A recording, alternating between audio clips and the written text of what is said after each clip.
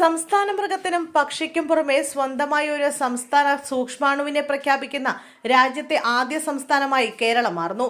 2026 ജനുവരി 23 തിരുവനന്തപുരം കഴക്കൂട്ടം കിൻഫ്രയിലെ centre for excellence in മൈക്രോബയോമിൽ നടക്കുന്ന ചടങ്ങിൽ മുഖ്യമന്ത്രി പിണറായി വിജയൻ ഇത് സംബന്ധിച്ച ഔദ്യോഗിക പ്രഖ്യാപനം നടത്തും.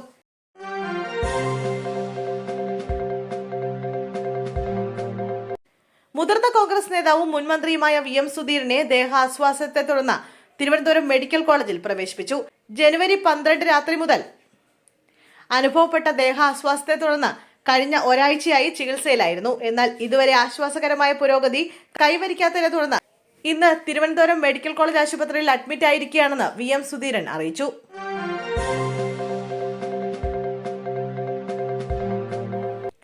നെയ്യാറ്റിൻകരയിൽ 1 വയസ്സുകാരൻ കുഴഞ്ഞു വീണ് മരിച്ച സംഭവത്തിൽ പ്രാഥമിക പോസ്റ്റ്മോർട്ടം റിപ്പോർട്ടിലെ വിവരങ്ങൾ പുറത്ത്. കുഞ്ഞിന്റെ വയറ്റിൽ ക്ഷതമുണ്ടായിരുന്നതായി പോസ്റ്റ്മോർട്ടം റിപ്പോർട്ടിൽ പറയുന്നു. ഇതുമൂലമുണ്ടായ ആന്തരിക രക്തസ്രാവമാണ് മരണകാരണമെന്നാണ് പ്രാഥമിക വിവരം.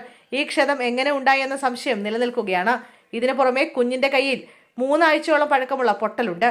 ബിസ്ക്കറ്റും മുന്തിരിയും കഴിച്ചതിന് പിന്നാലെയാണ് കുഞ്ഞ് മരിച്ചത് എന്നായിരുന്നു മാതാപിതാക്കളുടെ മൊഴി. അതിനാൽ കുഞ്ഞ് കഴിച്ചതെന്ന് കരുതുന്ന ഭക്ഷണത്തിന്റെ സാമ്പിൾ ഫോറൻസിക് പരിശോധനയ്ക്ക് അയച്ചു. അന്വേഷണ സംഘം കുഞ്ഞിന്റെ മാതാപിതാക്കളെ വീണ്ടും ചോദ്യം ചെയ്യും.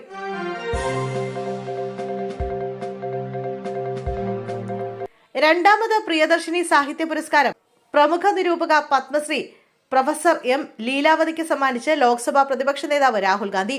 1 ലക്ഷം രൂപയും ശില്പവും പ്രശസ്തി പത്രവും അടങ്ങുന്നതാണ് പുരസ്കാരം.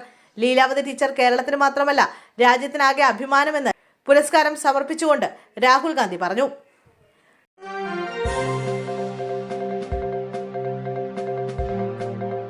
IT വിജ്ഞാനാധിഷ്ഠിത മേഖലകളിൽ ജോലി ചെയ്യുന്നവർക്ക് വീടിനടുത്ത് തൊഴിലിടങ്ങൾ ഒരുക്കുന്ന സർക്കാരിന്റെ വർക്ക് നിയർ ഹോം പദ്ധതി ഇന്ന് സംസ്ഥാനത്ത് തുടക്കമാകും.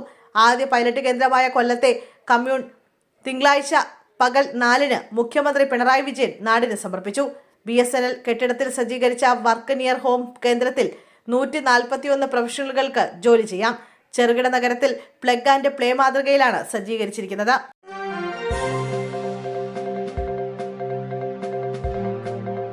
കണ്ണൂർ തയ്യിലിൽ കുഞ്ഞിനെ കടൽഭിത്തിയിൽ എറിഞ്ഞുകൊന്ന കേസിൽ വിധി പുറത്ത്.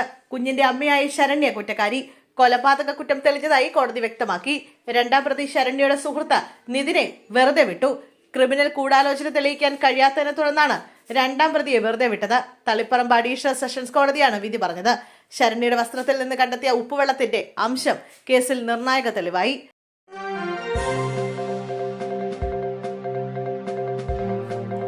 ശബരിമല സ്വർണ്ണക്കൊള്ളക്കേസിൽ നിർണായക അന്വേഷണ പുരോഗതി റിപ്പോർട്ട് SIT ഹൈക്കോടതിയിൽ സമർപ്പിച്ചു.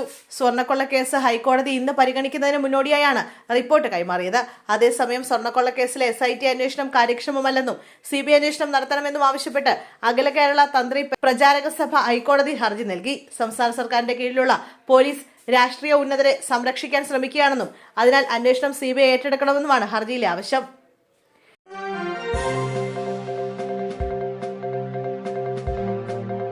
നിയമസഭാ തെരഞ്ഞെടുപ്പിൽ കടുത്ത നിലപാടുമായി ചങ്ങനാശ്ശേരി അതിരൂപത. രാഷ്ട്രീയ പാർട്ടികൾക്ക് മുമ്പിൽ 11 ആവശ്യങ്ങൾ മുന്നോട്ട് വെച്ചു. ന്യൂനപക്ഷ ക്ഷേമ വകുപ്പ് മുഖ്യമന്ത്രി ഏറ്റെടുക്കണം, ജസ്റ്റിസ് JB കമ്മീഷൻ റിപ്പോർട്ട് പ്രസിദ്ധീകരിക്കണം തുടങ്ങിയവയാണ് പ്രമേയത്തിലെ പ്രധാന ആവശ്യം.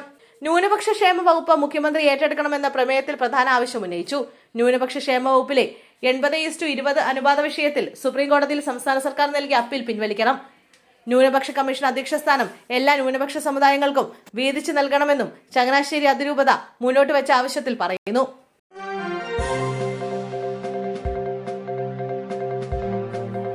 മന്ത്രി സജി ചെറിയാന്റെ ആലപ്പുഴയിലെ വിവാദ പ്രസ്താവനയ്ക്കെതിരെ പരാതി നൽകി യൂത്ത് കോൺഗ്രസ് കാസർകോട്ടെയും മലപ്പുറത്തെയും ജനപ്രതിനിധികളുടെ പേര് പരിശോധിച്ചാൽ വർഗീയ ധ്രുവീകരണം മനസ്സിലാക്കാമെന്നായിരുന്നു സജി ചെറിയാന്റെ പ്രസ്താവന.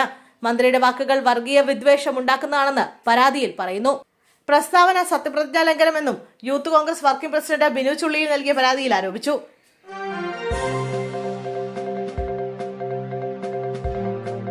തീവ്ര വോട്ടർ പട്ടിക പരിഷ്കരണവുമായി ബന്ധപ്പെട്ട് കരട് വോട്ടർ പട്ടികയിൽ ഉൾപ്പെടാത്തവർക്ക് രേഖകൾ സമർപ്പിക്കാനുള്ള സമയം നീട്ടി.